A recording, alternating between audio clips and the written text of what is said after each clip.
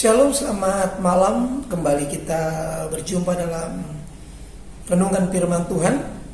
Namun sebelum kita masuk lebih dalam renungan firman Tuhan, kita berdoa terlebih dahulu. Terima kasih Bapa Surgawi buat anugerah dan kasih-Mu yang boleh membawa kami hingga kepada ibadah malam hari ini.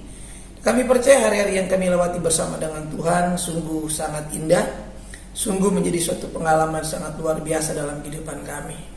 Sehingga kami akan terus bertumbuh lewat firman Tuhan yang kami dengar senantiasa hari lepas hari. Mari Tuhan urapi kami, urapi juga hamba-Mu, sehingga firman yang boleh kami dengar ini boleh senantiasa mendapat tempat dalam hati kami yang paling baik. Sehingga firman boleh berakar kuat, bertumbuh dan berbuah lebat dalam kehidupan keseharian kami. Sehingga banyak orang boleh menikmati kasih Tuhan di dalam dan melalui kehidupan kami yang sudah diselamatkan oleh Tuhan Yesus Kristus. Terima kasih, dalam Kristus kami berdoa dan mengucapkan syukur. Haleluya. Amin. Bapak Ibu, saudaraku yang dikasihi oleh Tuhan, malam hari ini kita akan membuka di dalam Injil Yohanes, pasalnya yang ke-20 ayatnya yang ke-17. Injil Yohanes pasal yang ke-20 ayat yang ke-17. Kita akan perhatikan. Kata Yesus kepadanya, "Janganlah engkau memegang aku, sebab aku belum pergi kepada Bapa. Tetapi pergilah kepada saudara-saudaraku dan katakanlah kepada mereka bahwa sekarang aku akan pergi kepada Bapakku dan Bapamu, kepada Allahku dan Allahmu." Bapak Ibu saudara dikasihi Tuhan, kisah ini terjadi ketika Yesus sudah bangkit. Ketika Yesus sudah dalam keadaan yang baru dalam kehidupan, yaitu tubuh kebangkitan. Kalau kita melihat di sini perjumpaan Yesus ya dengan Maria ya. Bagaimana kalau kita perhatikan di dalam bagian kalimat di ayat yang ke-17 ini, Injil Yohanes 20 dikatakan, "Janganlah engkau memegang aku." Perhatikan di sini kalau kita bandingkan dengan Injil Yohanes 20 ayat yang ke-17, ayat yang ke-27. Injil Yohanes pasal yang ke-20 ayat yang ke-27. Coba kita bandingkan. Baik, kita akan baca di sini. Kemudian ia berkata kepada Thomas, "Taruhlah jarimu di sini dan lihatlah tanganku, ulurkanlah tanganmu dan cucukkan ke dalam lambungku, dan jangan kau tidak percaya lagi, melainkan percayalah." Coba kita bandingkan juga dengan Matius pasal 28. Sebelum saya menjelaskan ayat yang ke-9. Injil Matius 28 ayat yang ke-9. Tiba-tiba Yesus berjumpa dengan mereka dan berkata, "Salam bagimu." Mereka mendekatinya dan memeluk kakinya serta menyembahnya. Kalau kita perhatian ini dalam Injil Matius 28 ayat 9, sekumpulan wanita-wanita yang biasa keseharian bersama-sama dengan Yesus.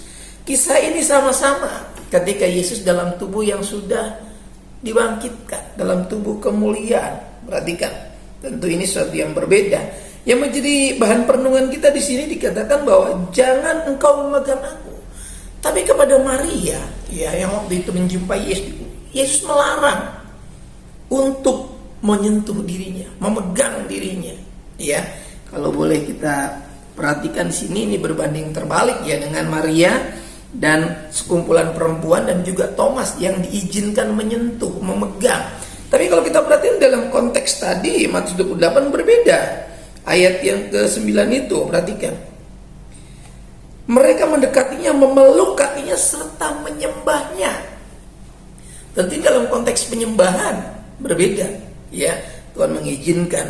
Nah, tapi kalau kita bandingkan apa sih yang sebenarnya terjadi dengan Maria sehingga dia dicegah untuk memegang Yesus? Ya, ini pelajaran penting, bahwa pelajaran tentang iman ya, bagaimana iman ini harus terintegrasi kepada kebenaran itu sendiri, kepada Kristus itu sendiri secara utuh. Ya, artinya iman yang memang harus diperbarui, iman yang terintegrasi kepada Kristus, iman yang sudah mengalami pembaharuan di dalam kebangkitan itu. Ya, sehingga menjadi satu kesatuan yang utuh. Itu yang saya mau katakan, iman yang terintegrasi langsung kepada Kristus. Ini pelajaran penting bagi manusia. Ini pelajaran penting bagi orang percaya yang sini diwakilkan oleh Maria, sehingga Maria dicegah untuk memegang Yesus. Sementara kepada perempuan-perempuan yang lain justru diizinkan karena dia sedang menyembah. Katakan memeluk kaki dan menyembah. Tapi kenapa ketika Maria memegang tidak diizinkan? Jangan engkau memegang aku. Dilarang dia. Sebab aku belum pergi kepada Bapa. Perhatikan. Di sini mau mengajar kepada kita bahwa penampakan kepada Maria secara pribadi ini harus kita maknai secara berbeda dengan penampakan kepada perempuan-perempuan yang tadi yang saya katakan tadi, yang kepada Thomas, ya. Kalimat ini bisa dimengerti sebagai nasihat. Ya, artinya apa? Yang mungkin Maria kesehariannya biasa bergantung kepada Yesus, biasa mudah sekali untuk memeluk Yesus. Tapi dalam tubuh yang rohani ini dicegah, ya. Nah, ini mengajar kepada Maria bahwa Maria jangan lagi bergantung kepada hal yang kelihatan, seperti yang Maria setiap hari lihat sebelum Yesus mati dan bangkit. Berbeda. Sehingga Maria diajar untuk tidak bergantung kepada apa yang dia lihat, seperti yang dia lihat sebelumnya. Ya. Di sini Yesus mengajak supaya Maria betul-betul menggunakan iman yang sudah dibaharui. Ya, tadi saya katakan iman yang terintegrasi kepada Kristus, yang sudah dibaharui secara utuh menjadi satu kesatuan kepada Kristus. Ini yang saya mau katakan dalam renungan kita, ini berbicara hubungan yang baru, ya. Kalau renungan kita dalam topik malam hari ini tentang hubungan yang baru. Sehingga Maria yang mengenal Yesus sebelumnya, ini harus sudah berbeda ketika Yesus dalam keadaan tubuh rohanianya, tubuh kebangkitannya itu yang luar biasa, yang kudus itu tidak bisa dipeluk atau dipegang begitu saja. Ini pelajaran apa? Pelajaran tentang iman yang diperbaharui. Sehingga setiap orang percaya harus melihat Yesus secara berbeda. Jangan mengandalkan Yesus pada hal-hal yang kelihatan dengan mata semata, hanya untuk mungkin yang memuaskan diri sendiri. Yesus menjadi jaminan untuk memenuhi segala kebutuhan. Ya, waktu itu Yesus untuk orang-orang sakit dia menjadi andalan. Ketika murid-murid juga tidak ada makanan, Yesus sanggup sediakan makan untuk orang begitu banyak, ribuan orang. Artinya apa? Di sini sekarang Maria harus belajar, ya. Maria adalah mewakili kehidupan kita, orang percaya yang sudah mengerti tentang kematian dan kebangkitan Kristus. Harus mengerti bahwa kita harus menggunakan mata batin kita, mata rohani kita dalam memandang Yesus. Sehingga kita tidak memperlakukan Yesus secara hal-hal yang kebutuhan kita semata, tapi lebih kepada sebuah relasi hubungan yang baru, yang sampai kepada kekekalan. Ini yang Yesus mengatakan melalui peristiwa Maria yang dicegah untuk memegang Yesus. Jadi mari jangan terus bergantung kepada Yesus dalam hal-hal yang selalu kelihatan dengan mata. Ya mungkin di awal-awal mereka diizinkan seperti itu. Tapi setelah Yesus bangkit, Yesus sudah mengajar suatu hubungan yang baru. Bagaimana dalam memandang Kristus dalam kemuliaannya. Ini mengajar Maria dan mengajar kita untuk kita tidak bergantung kepada hal-hal yang kelihatan semata. Yesus sanggup buat hal-hal yang kelihatan dengan mata. Bahkan selama dia mengajar, dia membuktikan dengan tanda-tanda. Bukan cuma berkata-kata tentang kerajaan Allah, tapi Yesus menghadirkan kerajaan itu di tengah mereka. Walaupun Yesus sudah katakan kerajaan itu bukan soal makan minum, tapi dia sanggup memberkati makanan buat murid-muridnya. Yesus sanggup juga ketika murid-murid tidak menanggap ikan satupun, dikatakan, adakah kamu memiliki lauk pauk? Yesus sanggup menyediakan makanan buat murid-murid. Bahkan ketika Yesus menampakkan diri, ya Yesus bertanya, adakah makanan padamu? Lalu dia diberikan sepotong ikan goreng. Ya, ini berbicara apa? Bahwa Yesus ada di sana, Yesus ada di tengah kebutuhan-kebutuhan hidup kita. Tapi dalam hubungan yang baru, Yesus mau mengajar kita bukan lagi kepada hal-hal yang sifatnya sementara. Maka Maria dicegah ketika dia tidak memegang Yesus. Tapi kepada murid-murid yang lain dibiarkan karena mereka menyembah. Perhatikan konteks itu. Makanya ketika Thomas juga ditawarkan supaya Thomas betul-betul percaya dan jangan tidak percaya lagi. Mari, ini pelajaran penting bagi kita. Supaya apa yang kita lakukan ini kita menggunakan mata rohani kita dalam melihat Yesus. Tuhan Yesus sudah tidak dalam keadaan yang sebelumnya, yang seperti Maria lihat sebelumnya. Sekarang dia dalam tubuh kemuliaannya, tubuh sorgawinya. Yesus sudah dimuliakan kata firman Allah oleh Bapa. Ya, dia sudah dalam alam sorgawi sebetulnya, tapi dia masih harus berulang-ulang mengajar murid-murid selama 40 hari. Untuk apa? Untuk supaya Maria salah satunya itu mengerti bagaimana hubungan yang baru itu. Iman harus terintegrasi, iman harus diperbarui menjadi suatu kesatuan yang utuh dengan Kristus dan terarah kepada Kristus. Ya, Maria harus menyentuh secara rohani. Maria harus memegang Yesus secara rohani, bukan secara fisik. Ya, ini harus kita pahami, ya. Bagaimana Yesus sudah dalam keadaan tubuh yang rohania, tubuh yang surgawi, tubuh kebangkitannya. Maka Maria harus memegang Yesus, menyentuh dia secara iman. Ini pelajaran penting bagi kita, ya. Iman yang terintegrasi secara rohani menjadi kesatuan dengan Kristus. Sehingga cara pandang kita, cara pandang Kristus. Cara berpikir kita, cara berpikir Kristus. Bahkan cara kita bertindak harus atas dorongan, kehendak dan kuasa Kristus. Maka dikatakan orang-orang yang berbicara harus atas dorongan Roh Kudus. Orang berbicara atas nama Tuhan, bukan atas kemauan sendiri. Kemudian kita lihat dalam poin berikutnya, tadi iman yang terintegrasi secara rohani dalam hubungan yang baru. Sekarang keakraban dari hubungan, ya, yang baru itu disebutkan apa? Aku belum pergi kepada Bapa, tetapi pergilah kepada saudara-saudaraku dan katakanlah kepada mereka. Perhatikan, keakraban dari sebuah hubungan yang baru itu ada sebutan kata saudara-saudaraku. Kita bandingkan dalam Matius supaya ini antisipasi pemahaman kita supaya jangan sampai keliru. Apa yang dikatakan Matius 12 ayat yang ke-49.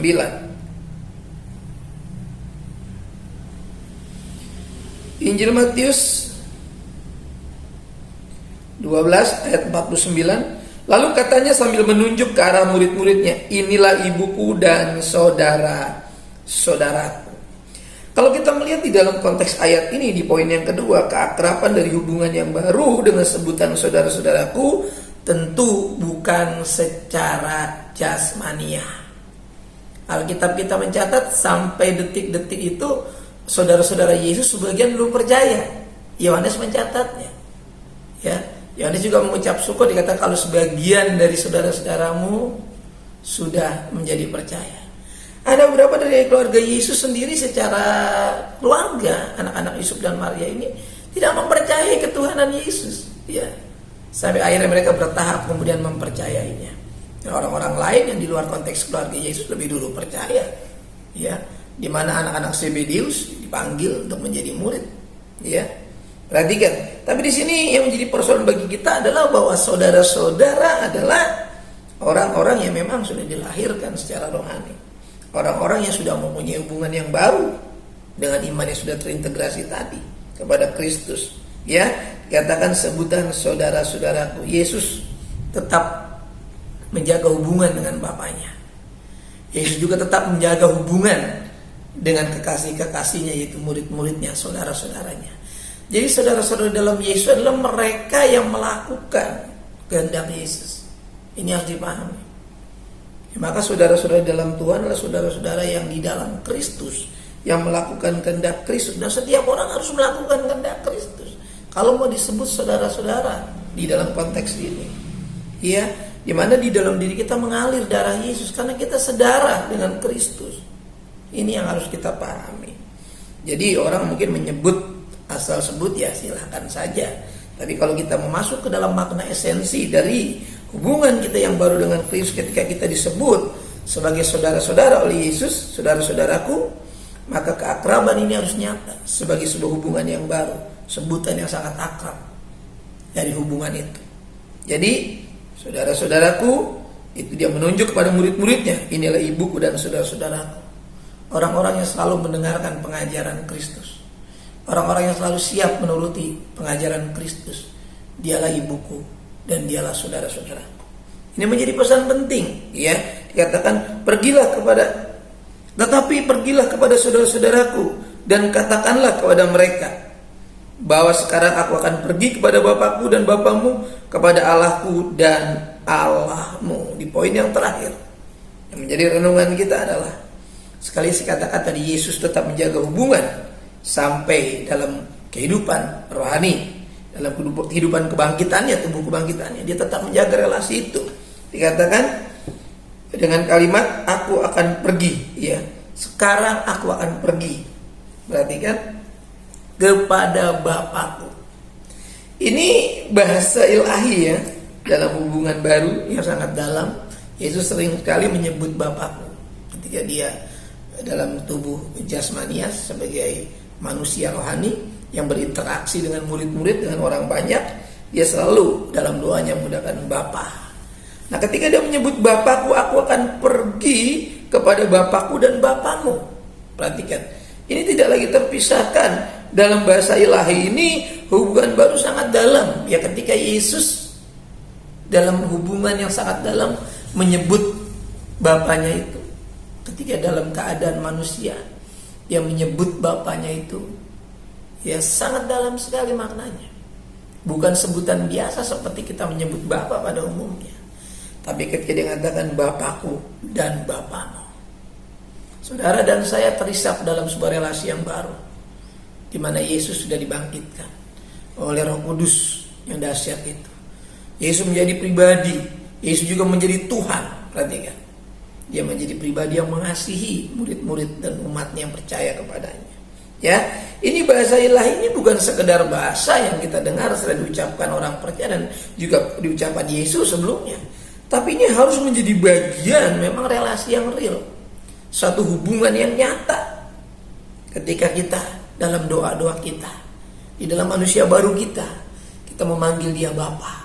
Ya, Yesus mengatakan Bapakku dan Bapamu. Kita harus punya panggilan yang sama terhadap keadaan itu, keadaan surgawi, ya, keadaan di mana Bapa bersemayam di tahtanya yang kudus. Namun hadiratnya ada di dalam kehidupan kita. Allahku ini adalah bahasa kemanusiaannya. Ya, kalau sering dia gunakan dalam perjanjian lama, orang-orang percaya Yesus memang belum bermanifestasi dalam keadaan anak dalam perjanjian lama. Tapi orang-orang percaya, nabi-nabi Tuhan, dia suka menyebut rumah Allahku, rumah. Ini biasa menyangkut tentang peribadatan, ya, tentang relasi sebuah ibadah. Kata Allahku, ya, kepada Allahku dan kepada Allahmu. Nah, orang-orang yang sudah mempunyai hubungan yang baru ini, orang-orang yang sudah mempunyai relasi yang baru juga, dan kehidupannya terintegrasi kepada peribadatan. Ya, peribadatan yang diperbaharui, dia selalu menyatu dengan peribadatan, menjadi satu kesatuan yang utuh. Itu kalau kita kaitkan dengan poin yang pertama tadi, dengan iman yang terintegrasi kepada Kristus, menjadi kehidupan yang diperbaharui senantiasa oleh Kristus, menjadi satu kesatuan yang utuh dengan Kristus. Maka ketika Yesus mengatakan kepada Allahku dan Allahmu, maka kita harus membuktikan bahwa kita punya relasi ibadah, ya, relasi rohani secara kemanusiaan kita. Karena kita punya Tuhan, punya Allah. Kita punya tempat untuk menyembah Tuhan kita, namanya Yesus Kristus. Jadi kita menyembah, kita memanggil dia Aba ya Bapa. Karena kita punya relasi yang baru, punya hubungan yang baru, yang tentu lebih intens lagi, lebih sering lagi, lebih dalam lagi, lebih serius lagi. Suatu hubungan yang utuh, yang baru, dan hubungan yang hidup. Hubungan yang hidup adalah hubungan yang menggairahkan. Hubungan yang mati adalah hubungan yang kering, hubungan yang hampa. Kekristenan harus menjadi kehidupan yang bergairah. Hari-hari ini kalau kita tidak peka, COVID-19, pandemi hampir 2 tahun ini melemahkan aspek-aspek rohani, melemahkan aspek-aspek hubungan kita dengan Tuhan.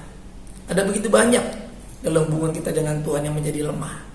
Kalau kita tidak sadar, kita akan kehilangan relasi yang baru itu. Kita akan kembali ke titik awal lagi, dan kita harus memulai dari nol lagi. Sayang, mari kita bangun kesadaran kita. Bagaimana kita hidup, ya, memandang Tuhan secara rohani. Kalau kita melihat dengan mata jasmani kita akan menjadi lemah. Tapi ketika Maria dicegah, Yesus mau mengajar Maria supaya dia tidak lagi memegang Yesus secara jasmania, Tapi dia harus menggunakan imannya, menggunakan relasi yang barunya dengan Tuhan. Tuhan Yesus mengasihi kita terus maju dalam pertumbuhan iman. Kiranya pelajaran firman Tuhan yang singkat boleh memotivasi saudara dan saya, boleh mendorong semangat kita untuk beribadah sungguh-sungguh dan menyembah Tuhan, mengasihi Dia, Bapa kita yang sangat baik. Kita tunduk kepala. Terima kasih buat firman-Mu yang sungguh luar biasa, mendorong kami untuk lebih mencintai kebenaran, untuk lebih lagi mencintai Injil yang kami percayai sebagai kekuatan yang menyelamatkan, dan kami juga lebih bersemangat lagi dalam melakukan peribadatan kami, karena kami percaya besar upah yang menanti kami ketika kami kembali kepada kehidupan yang kekal. Tuhan sudah menyiapkan kebahagiaan bersama Yesus, kebahagiaan untuk selama-lamanya dengan Tuhan. Terpujilah firman kehidupan kekal selama-lamanya dalam Kristus kami berdoa. Amin. Bapak Ibu Saudara yang dikasihi oleh Tuhan, untuk menjelang hari kenaikan, saya berharap kita persiapkan hati kita untuk lebih bersemangat lagi, lebih bersungguh-sungguh lagi, karena Tuhan Yesus tidak lama lagi akan datang. Ya, jangan kita bermalas-malasan, jangan kita menyepelekan, jangan juga kita menganggap sepi kasih karunia Tuhan, karena Tuhan Yesus pasti datang. Tuhan Yesus pasti memanggil kita, menjemput kita, membawa ke tempatnya. Mari tetap sungguh-sungguh dengan Tuhan. Jangan sia-siakan kesempatan ini, karena waktu tidak akan terulang kembali. Kita tunduk kepala dan tetap terapkan protokol kesehatan, tetap taat pada aturan, dan tetap pegang teguh iman kita. Kita tunduk kepala. Terpujilah Bapa Tuhan kekal selama-lamanya. Untuk malam hari ini, untuk firman kehidupan yang kami terima, untuk hubungan kami dengan Tuhan yang senantiasa terjaga, untuk semangat kami dalam memuji menyembah Tuhan yang tetap terjaga. Mari Tuhan bekerjalah dalam kehidupan kami. Hamba-Mu berdoa bagi umat-Mu tetap kuat, untuk tetap setia, untuk tetap taat kepada Tuhan, untuk tetap mencintai Tuhan sampai akhir, karena kami percaya besar upah yang menanti kami. Berkati umat-Mu malam ini yang sakit Tuhan sembuhkan, yang dalam proses pemulihan, terapi Tuhan pulihkan sembuh total. Tuhan tolong juga yang melewati duka cita, Tuhan terus perbarui iman mereka, kembalikan spirit dan gairah hidup mereka untuk menata hari-hari ke depan bersama dengan Tuhan. Orang-orang tua kami, para lansia, janda, duda, single parent, Tuhan tolong mereka dalam kesendirian, Tuhan topang, Tuhan berikan berkat pemeliharaan rohani jasmani, Tuhan cukupkan. Para suami, istri kami serahkan ke dalam tangan Tuhan, berikan anggur cinta kasih dalam hidup nikah, gairahkan hidup mereka untuk melayani Tuhan dalam keluarga, untuk melayani Tuhan dalam peribadatan. Kami sungguh-sungguh dipermuliakan oleh Tuhan sebagai rumah tangga yang dikasih dan cintai oleh Tuhan. Anak-anak sebagai buah nikah kami serahkan dalam tangan Tuhan. Buat jodoh anak-anak kami juga Tuhan persiapkan. Juga pekerjaan anak-anak kami Tuhan berkati. Yang belum mendapat pekerjaan Tuhan buka jalan, mencampur tangan. Dan bidang-bidang pendidikan mereka juga Tuhan berkati, dari tingkat dasar sampai perguruan tinggi. Bahkan mereka yang baru memulai usaha Tuhan berkati. Yang membutuhkan permodalan untuk usaha juga Tuhan buka jalan, mudahkan, lancarkan rezeki mereka. Terima kasih berkat-berkat kehidupan mereka, hari lepas hari Tuhan cukupkan. Keluar masuk mereka Tuhan jaga dan lindungi, dan Tuhan senantiasa memulihkan kekuatan kehidupan mereka, kesehatan mereka. Terima kasih Tuhan, terima kasih Yesus. Jelang perayaan kenaikan, mari sehatkan kami semua rohani jasmani supaya kami tetap bersemangat, karena Tuhan Yesus pasti datang menjemput kami dalam kemuliaan, untuk kami tetap setia beriman kepada Tuhan. Terima kasih gereja di mana kami ada, pelayan-pelayan Tuhan yang menopang pekerjaan Tuhan, Tuhan semangatkan, gairahkan kembali untuk bertanggung jawab kepada panggilan pelayanan, karena besar upah yang menanti mereka. Terima kasih Tuhan, dan kami percaya juga organisasi di mana kami ada tumbuh dan berkembang, Tuhan memberkati, menopang rencana musyawarah daerah, rencana mubes kami serahkan ke dalam tangan Tuhan, biar Tuhan campur tangan. Pemerintahan ini, presiden, wakil presiden kami serahkan ke dalam tangan Tuhan. Menteri dan kementerian yang ada Tuhan berkati. Aparatur keamanan, lembaga-lembaga tertinggi negara juga kami serahkan ke dalam tangan Tuhan. Jadikan negara kami negara yang adil, makmur, cukup sandang pangan, keamanan di mana-mana, lapangan pekerjaan tersedia, dan Injil Tuhan tetap bebas diberitakan. Nama Tuhan Yesus kami permuliakan. Sekali lagi Tuhan, cukupkan kebutuhan-kebutuhan pekerjaan Tuhan. Apa yang masih kurang Tuhan tambah-tambahkan. Makasih juga tambah-tambahkan bilangan orang yang mau diselamatkan, orang yang mau masuk ke dalam kehidupan yang baru, kehidupan yang dipeliharakan Tuhan secara berbeda. Mari Tuhan ajar kami untuk terus setia berdoa, agar banyak orang juga mau menyerahkan diri kepada Tuhan. Terima kasih. Rencana baptisan air juga persiapan putra-putra kami yang sedang belajar dalam pendalaman materi baptisan ini Tuhan, sehingga mereka boleh sungguh-sungguh berakar dalam pengajaran firman Tuhan. Ketika mereka dibaptiskan, mereka sungguh-sungguh menjadi pribadi yang siap untuk menjadi saluran berkat bagi banyak orang. Persembahan-persembahan yang kami kumpulkan senantiasa juga sebentar kami serahkan ke dalam tangan Tuhan untuk boleh memberkati pekerjaan Tuhan, boleh berdampak bagi pekerjaan Tuhan. Besar kecil, Tuhan yang menilai dan Tuhan yang memberkati kami semua. Terima kasih. Anak-anakmu yang belum kembali dari perpergian dari pekerjaan, tibakan di rumah dengan selamat. Kami akan melewati malam ini, entarkan kami sampaikan pada esok hari dengan berkat-berkat yang diperbarui, dengan umur yang sudah diperpanjang. Tuhan Yesus kami permuliakan. Sidang jemaat yang dikasih oleh Tuhan, buka kedua belah telapak tanganmu, arahkan hatimu kepada berkat Tuhan. Turunlah kiranya anugerah damai sejahtera dari Bapa kita yang di sorga, kasih sayang kecintaan dari pengantara yang hidup yaitu Tuhan Yesus Kristus, persekutuan keintiman Roh-Nya yang Maha Kudus menyertai saya, menyertai saudaraku sekaliannya, mulai malam hari ini sampai fajar Maranatha, menjemput kita di awan-awan yang permai. Dalam berkat nama Tuhan Yesus Kristus, kita yang diberkati Tuhan sama-sama katakan amin. Tuhan memberkati kita. Shalom.